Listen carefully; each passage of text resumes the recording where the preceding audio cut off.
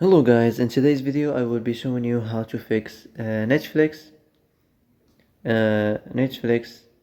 household problem. So the answer is easy, just go to the settings as you see and then scroll down to the apps section and then go to the search and search Netflix. And next go to the storage, and here as you see you will find this clear cache option. Click on it.